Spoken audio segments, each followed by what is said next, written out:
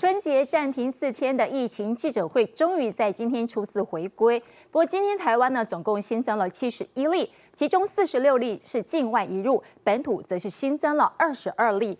另外，本周呢，更有1名本土个案出现了中度肺炎，成为台湾首例感染Omicron后出现中重度个案。指挥官陈时中表示，近来有看到一些吃年夜饭的亲密家人染疫，但还没有看到南北移动带动病毒的情况，将会密切关注疫情变化到2月10号之后。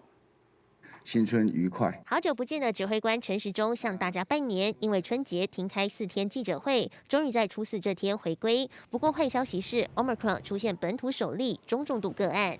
这是一例中度的肺炎哈。那这一例他是在住院当中，因为院内的筛检而验出来。原来这名个案就是先前公布的亚东住院病患，案18548，是位70多岁的本国籍女性，先前没有打过疫苗，有多重慢性病史。1月初因为呼吸不顺、咳嗽，诊断为肺结核，治疗后改善。没想到1月下旬，院内筛检验出确诊 ，CT 值22.6，X 光显示右侧肺炎，但不需氧气治疗，接受瑞德西韦治疗后有所好转，也不曾入住加护病房，目前还在负压隔离病房住院中。但面对 Omicron， 不止长辈要小心，年轻人也不能放松。本土我们从1月1号以来，总共公布了到昨天为止516例当中哈。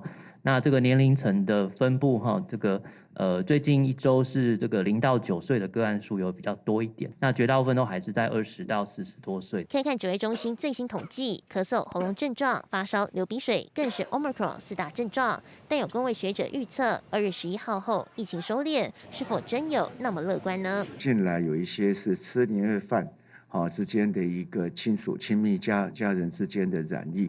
但倒没有看到说南北移动，可能2月10号是不是有特别变化，或是没有？